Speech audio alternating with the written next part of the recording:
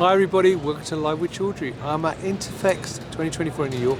We're coming to the end of the event and I'm delighted that I bumped into my good friend, Sumen from MaxCyte, who is the Chief Scientific Officer. Advisor, actually. Advisor. Recently changed, no, it's okay. Yeah, that's right. But he's actually been visiting the show this week to look at some of the R&D developments at the show. So I thought, well, as he's here as a visitor, why don't we just catch up and get his views on what he's seen at the show. So, Jack, first of all, it's lovely to see you. How are you? Rizwan, always great to run into you. Doing well, thanks. It's a very exciting year.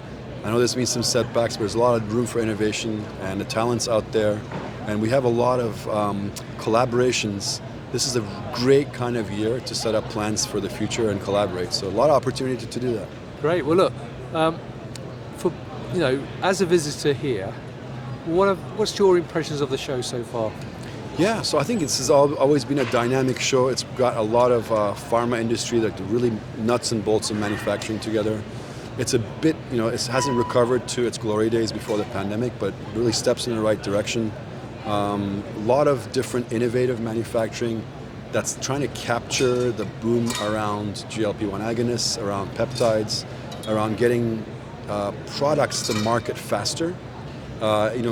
Maybe at smaller scale, getting to clinical trials, and just strengthening that supply chain around all the different components, the unit operations, and leveraging all the different technologies that we have in adjacent industries, like food and automated. We've talked about automation, we've talked about closed systems. Now we're seeing some of those pieces come together, and there's still a lot of innovation going on, and a lot of talent available for collaborations and consulting. So it's a really good year to build relationships and build the foundations for future projects and innovation. So I'm still very, very excited, actually. Fantastic. All right. Well, one final question, because I know you've got another meeting to run off to, actually, the Rockefeller Center, I think. From your perspective, what do you see are some of the key trends? I know you touched a little bit, but the key trends people can expect to see in 2024. Yeah, I'm happy to share my point of view as one. So, of course, AI is really big this year, AI machine learning. It has been around for multiple decades. But I think now it's being wrapped around products and it's being trained on the right systems.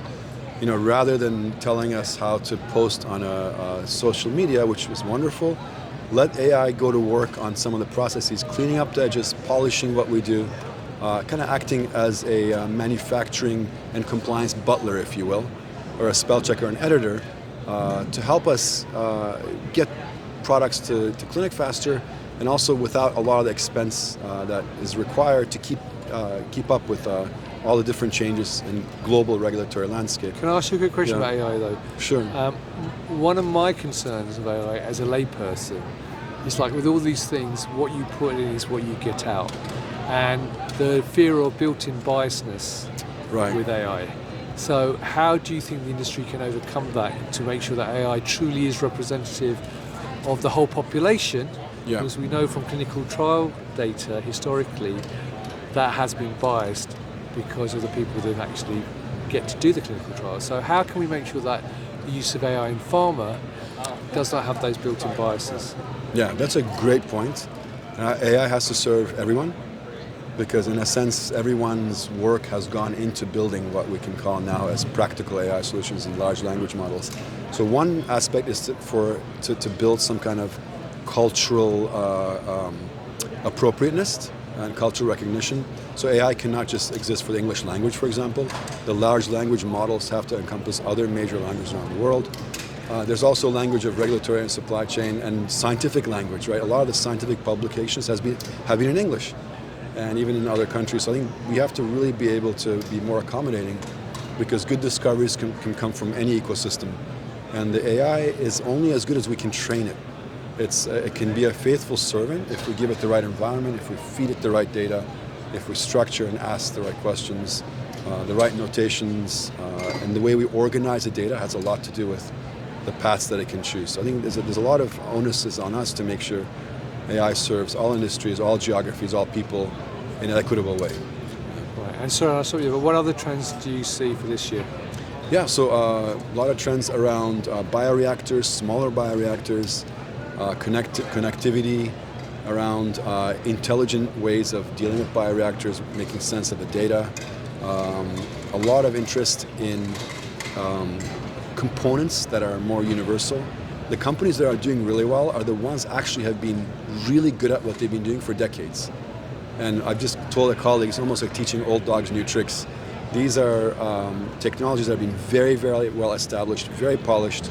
Some are going into commercial. How do we build on this? And how do we look for new applications of these very well established technologies who still have the experts that have been there for decades, who've been building on that technology? So I think that's what I've seen as kind of a successful formula to help us ride out some of the headwinds and a good time to consider new applications of established technologies. All right, well, Cenk, as always, it's lovely to see you, my friend. I hope I'll catch you up with you at another event in the not too distant future, maybe ASGCT. So there you go, viewers. If you'd like to learn more about Cenk, though, and maybe challenge his views or even agree with his views, then connect with him on LinkedIn. He is on LinkedIn, and leave any comments below the video. So, Cenk, have a safe journey home. Thank you, It's Rizwan. lovely to see you again, my friend, and I hope I'll see you in person in the not too distant future. Viewers, thank you for watching. I hope you've enjoyed the post from Interphex this week. Look out for more from many other events throughout the year, and I'll see you all soon. So until next time, stay well and stay safe. Bye-bye.